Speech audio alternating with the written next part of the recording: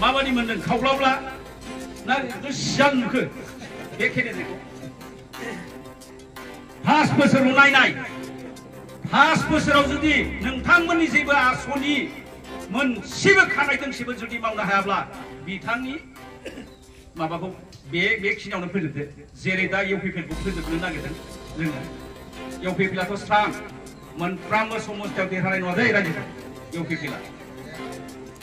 सरकारबो दानो हाया आरो केन्डिडेट हिसाबैबो मोनफ्रोमबो समस्थियाव देरहानाय नङा अदालगुरियाव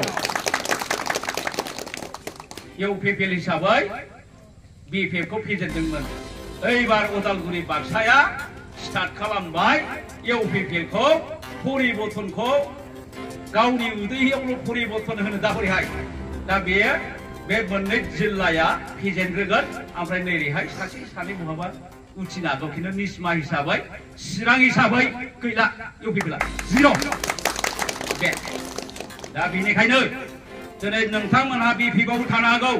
दिनै इउपिपिएलआव थाजोबनो हागौ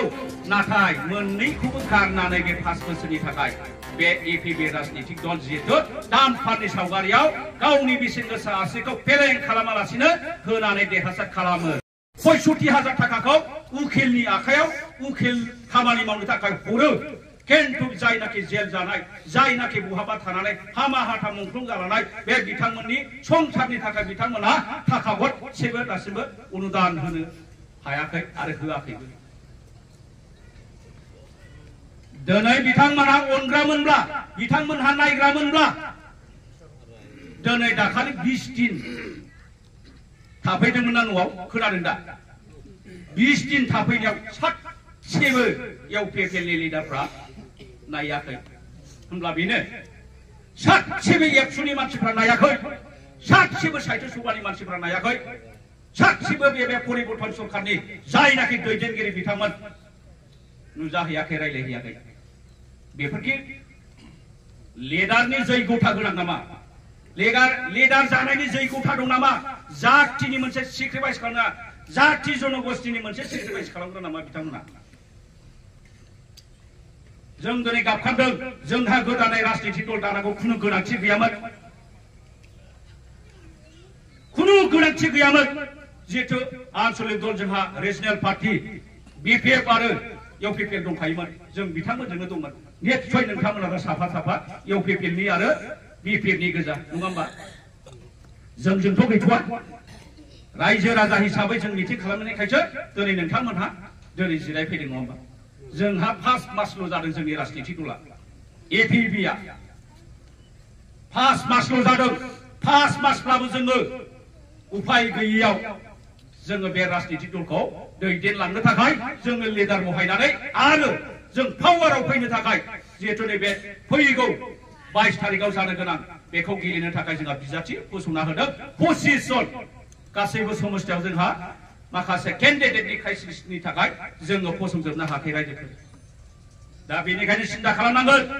दिनै नोंथांमोनानो दुखु सुखु दिनै भुगिबोनांनाय हिसाबै नोंथांमोनानो दिनै जोंखौ दिनै बासायबोनाय हिसाबै नोंथांमोना सिन्था खालाम बै 34 बोसोर नोंथांमोना दिनै बासायबोबायब्ला बे 5 बोसोरनि थाखाय नोंथांमोना हाथारनांगोन जेरैखि जाबाबो बे जिहेतु जिरेन बसुमतारीखौ देरहासार खालामहोथारनांगोन खालामहोनो हागोन ना रायजो हागोन ना हाया मानो सिरि अरुणोदया मोनखायो फिल्म किसाना मोनखायो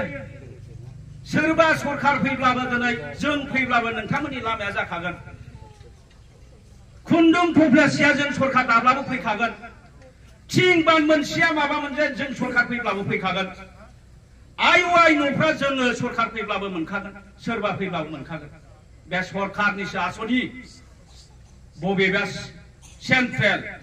बबेबा बिटिसि बेफोर स्किमा गासिबो बारग'आ दिनै नोंथांमोनहा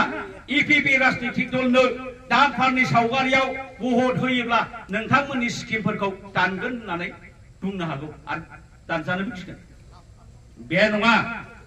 आरो बेखौ रावबो दाननोबो हाया दिनै बिथांमोना मा प्रतिश्रुति होआमोन मा जुबान होआमोन बिटिआर सुक्ति जाजेननायाव प्रमद बर'आव आरो गबेन्द आरो फेरेंगामना बे जायगायाव फैनानै गरे गरे साखिनि बुंदोंना बुङाखै हा बुंदोंना हाल मावनानै जाग्रा एबा बै बन दान्दानि जाग्रा 5000 मोनदोंना मोनाखै 5000 75,000 खौथ' मोनाखै 5000 खौ मोनासै आरो 2 लाख लेखा फरायनानै थानाय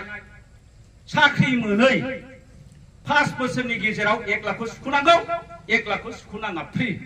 बिए पासआ मोनदोंना मोनाखै बाहाय निश्चय बिए पास जाथारगोन सोरबा मोनदोंना मोनाखै दिनै बेफोरखौ मानो दिन्थिना होनांगौ बेफोरखौ मानो जासिनांगौ बन दानग्रा दंना गैया बाहाय थेला दानग्रा 10,000 मोनदोंना मोनाखै सोंनाय मोनाखै दा मावनांलामोन बन दाननांलामोन खामला मावनांलामोन सुइजारलेण्डआव थांनांला नोंसोरो नोंथांमोना बे जायगायावनो सुइजारलेण्डखौ बेयावनो नुसिगोन बेरायबाय थादो सुइजारलेण्डआ बोरै लामाया बेनो सुइजारलेण्ड आरो बे हादाननि होनाय सुइजारलेण्ड गैया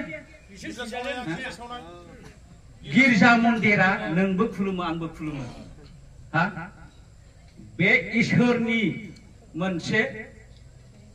थानसालि नङा होमबा जोङो बेयावनो जोङो खुलुमनानै जोङो बावनो प्रार्थना खालामनानै जोङो इसोरनाव बोर बियै जोङो बिसि फिसानि थाखाय जोङो दालोम जाथों खहा दाजाथों होननानै जोङो बे थानसालियावनो जोङो बोर बिनानै थायोमोन संसार जानानै दंगासिनो दं नाथाय बिथांमोनहा मा बबे जायगानिफ्राय षड़यन्त्र फैखो लागावजोब्बाय गिर्जा मन्दिर खुंले ड्रामा बेसोर सालानि ना नैबाव फैनाय नोंथांमोननाव फैनाय फेरेंगा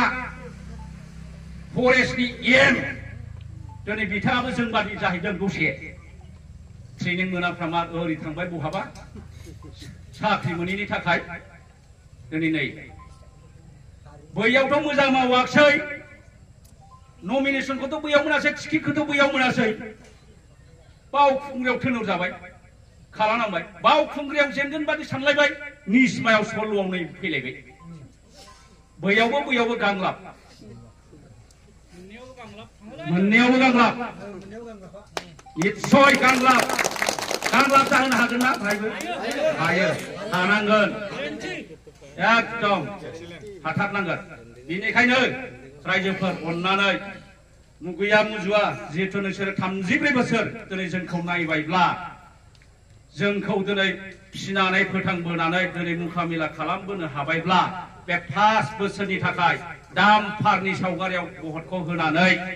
दिनै नैबे जिरेन बसुमतारी सारखौ जाहाथे नोंथांमोननिनो सालानि ना नङा बे लकेल नाथार बबेनि आइ दै गुदिनि बेसरबारिनि दिनै बेखौ देरहासार खालामहोयो गावनि बेसेन गोसा आसिखौ दामफारनि सावगारियाव होनानै